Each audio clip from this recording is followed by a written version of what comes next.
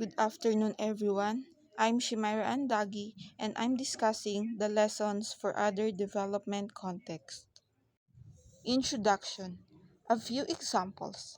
As mentioned earlier, rangeland development, community forestry and fisheries, watershed preservation, and collectivized agriculture. A community may also want to pool resources to prevent or avoid natural calamities such as floods, pests, or disease. In each of these cases, benefits and costs of the prevention action, maintenance or management, or its lack are shared by the community. Interdependencies exist among those who benefit from or are involved in the collective action. There are also problems that may arise. So dito, ipinapaliwanag na maaaring magtulungan ang mga community upang tugunan ang mga hamon tulad ng pagpapaunlad ng rangeland, kagubatan, palaisdaan, pangangalaga ng watershed at ang agriculture. Itinatampok din dito na ang pagsasama-sama ng mga mapagkukunan ay maaaring makakatulong na maiwasan o mabawasan ang mga natural na sakuna tulad ng mga baha, peste at sakit. Binibigyan din dito na ang parehong mga benefits at gastos ng mga sama-samang pagkilos na ito ay ibabahagi sa loob ng community na lumilikha ng pagkakaisa sa mga miyembro nito. Kinikilala din dito na ang mga potential na problem ay maaaring lumitaw mula sa mga pagtutulungang pagsisikap.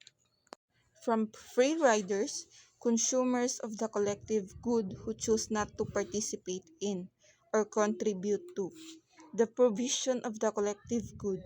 As in the case of irrigation, this context requires procedures, rules, and strategies which will promote the cooperation and participation of all individuals involved or affected.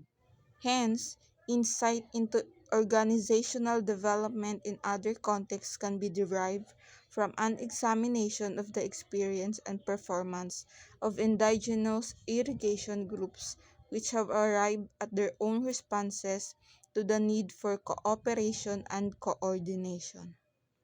So dito, ang hamon sa pamamahala ng mga collective product at ang kahalagahan ng pagpigil sa mga libreng sakay, mga individual na nakikinabang sa isang shared resources upang mapagkukunan ng hindi nag-aambag sa provision nito.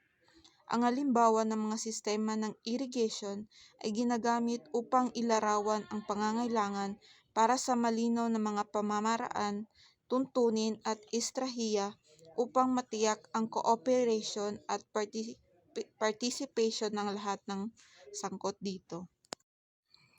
So dito, nagmumungkahi na ang pag-aaral ng organization sa pag-unlad at pagganap ng mga katutubong grupo ng irrigation ay maaaring mag-alok ng mahalagang pananaw sa mga epektibong strategy para sa pagtataguyod ng cooperation at coordination sa pamamahala ng sama-samang mga mapagkukunan.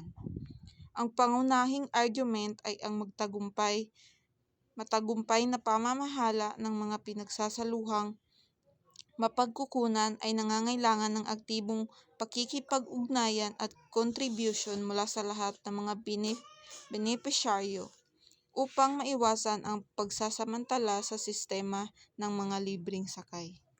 According to E. Walter Coward Jr., Irrigation and Agricultural Development in Asia, Perspective from the Social Sciences, Ithaca, New York, Cornell University Press, 1980.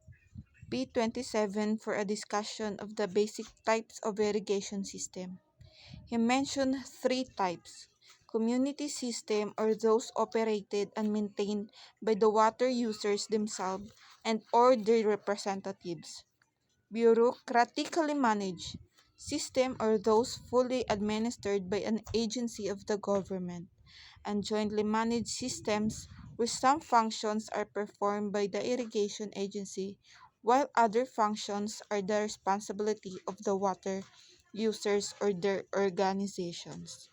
This is one major reason why irrigation systems have traditionally been unsuccessful in promoting more egalitarian income distribution. In situations where irrigation is new to an area, it almost always intensifies the existing disparities in income and wealth. The areas which are selected for irrigation development are often sites where land quality values are already relatively high. The development of irrigation increases both these land values and production potentials, thus benefiting the more well-off members of the particular community. These impacts are further magnified by the fact that irrigation development often represents a subsidy from governments. As such, irrigation is criticized as a means of reinforcing already oppressive rural social structures by channeling scarce capital resources to land-owning classes rather than to poorer segments. The regressive impact of the such project is not intrinsic to irrigation. It is rather a reflection of the methods and values of decision makers and of the socio-economic characteristic of the sites affected. So dito naman is nangangatwiran na ang mga negative effect ng mga project sa patubig ay pinalala ng katotohanan na madalas silang tumatanggap ng mga subsidy sa gobyerno.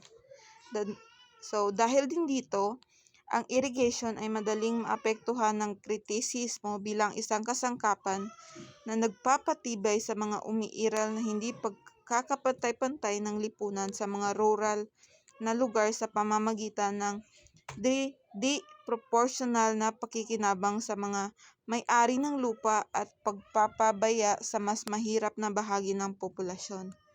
Nilinaw din dito na ang problema ay hindi likas sa irrigation mismo, ngunit sa halip ay bunga ng mga proseso na paggawa ng desisyon at sosyo-ekonomikong kondisyon ng mga lugar kung saan ipinapatupad ang mga proyektong ito. Yun lamang po at maraming salamat.